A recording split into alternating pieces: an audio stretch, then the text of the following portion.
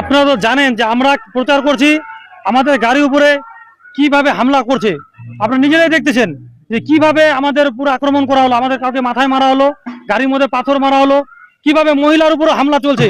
আপনারা জানেন যে পশ্চিমবঙ্গে গণতন্ত্র বলে কোনো কিছু নেই, এখানে টিএমসি শুধু গুন্ডারাজ।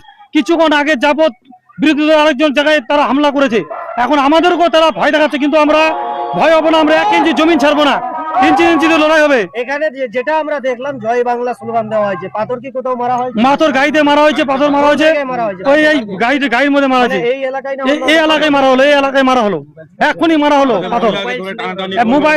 মোবাইল ছিনতাই করে নেওয়া হচ্ছে। এটা কোন ধরনের দল? এরা মোবাইল পর্যন্ত ছিনতাই করে নেয়, ভিডিও করতে গেলে মোবাইল কিনে নেওয়া হচ্ছে এবং কি পাথর মারা হচ্ছে। তাহলে কিরকম দল করে এরা? লজ্জা লাগে না এগুলো করতে? 20 বছর ধরে ক্ষমতা আছে বিধায়ক, এখানে 15 বছর দিয়ে টিএমসি সরকার রয়েছে, তাদের কি লাস্টে এত ভয়? তারা এগুলো করে বেড়াচ্ছে, তাই কি এতটা ভয়? তাদের অভিযোগ আপনারা কি পাথর ছুঁড়ে তাদের গাড়ি ভাই আপনারা মিডিয়া বন্ধুরা সবাই রয়েছেন এখানে, বাকি দর্শকরা রয়েছে, আপনাদের কাছে ফুটেজ আছে, আমরা কে পাথর ছুটেছে কে ছুড়ে নি আপনাদের কাছে তো আছে। আপনারা তো আমাদের লোক নাই, আপনারা তো সবার সমান। হ্যাঁ, তাহলে আপনারা দেখান না ফুটেজটা কোথায় আছে, কে পাথর ছুড়লো কে ছুড়লো না। কথা হচ্ছে ব্যাপার হচ্ছে আমরা হিন্দু মুসলমান এখানে এক গ্রামে বাস করে থাকি, এতগুলো হিন্দু ভাই মা বোনেরা রয়েছে, কেউ বলতে পারবে না যে আমাদের মধ্যে কোনো একটা বিবাদ বা দ্বিধাদ্বন্দ্ব আছে। কিন্তু একটা ফ্যামিলির জন্য আজকে যে মানে নানা প্রকারের মতো ঝামেলা হচ্ছে, ওই একটা ফ্যামিলির যার ব্যাকগ্রাউন্ডটা নিজস্ব ভালো নাই, আর ওদের যেটা ক্যান্ডিডেট উনিও তো একটা মানে ক্রিমিনাল যার মানে যাকে আইনসহ গ্রেপ্তার করা হয়েছিল, ওর কথাবার্তাগুলো কি হতে পারে। আর উনি আসছেন আমাদের পরিবেশটাকে নষ্ট করার জন্য। উনি আসছেন, উনার যা বক্তব্য, যা রাজনৈতিক বক্তব্য দিয়ে চলে যাবেন। এখানে আমাদেরকে বলছে পাকিস্তানি, আমাদেরকে বলছে রোহিঙ্গা, আমাদের মানুষ অনেকের ভোট ডিলিট হয়ে গেছে, ওরা নাকি দেশদ্রোহী। তো ওই ক্যান্ডিডেট এখানে এসে যদি আমাদের পরিবেশকে নষ্ট করতে চায়, তাহলে আমরা কিন্তু রুখে দাঁড়াবো।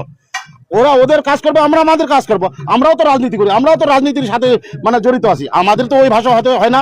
এটা হচ্ছে বিজেপির কালচার, ওরা দাঙ্গাবাজ, ওরা হচ্ছে রেপিস্টের দল, ওদের থেকে আর কি আশা করা যায়। তাদের অভিযোগ আপনারা কি পাথর ছুঁড়ে তাদের গাড়ি ভাই আপনারা মিডিয়া বন্ধুরা সবাই রয়েছেন এখানে, বাকি দর্শকরা রয়েছে, আপনাদের কাছে ফুটেজ আছে, আমরা কে পাথর ছুটেছে কে ছুড়ে নি আপনাদের কাছে তো আছে। আপনারা তো আমাদের লোক নাই, আপনারা তো সবার সমান। হ্যাঁ, তাহলে আপনারা দেখান না ফুটেজটা কোথায় আছে, কে পাথর ছুড়লো কে ছুড়লো না।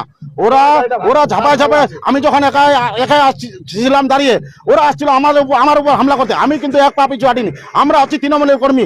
আমাদের শরীরে যদি একমাত্র বিন্দু মাত্র রক্ত থাকে, আমরা কিন্তু মরতে ভয় পাই না। আমরা সমাজের কাজ করি, আমরা সাধারণ মানুষের পাশে থাকি। ওরা একটা শান্ত সুষ্ঠু এলাকাকে মানে অশান্তি করার জন্য এখানে আজকে একটা ঝামেলা করতেছে। তো আমরা ওদের মানে পাল্লায় পড়বো না। আমাদের এখানে হিন্দু মা বোনেরা ভাইয়েরা সবাই আছেন, আমরা সবাই একজোট আছি। আমরা মানে ওই পাকিস্তানি রোহিঙ্গা যখন ওরা বলছে, তারপরে আমরা থেমে থাকতে পারিনি, তবুও আমরা তাদের উপরে কোনো কিছু করতে না। আমার স্লোগান চালিয়েছি, আমি একাই ছিলাম। আমাদের স্লোগান কি? জয় বাংলা। এটাই যদি ওদেরকে ক্ষিপ্ত লাগে তাহলে লাগতে পারে। আমার নাম একরামুল্লাহ।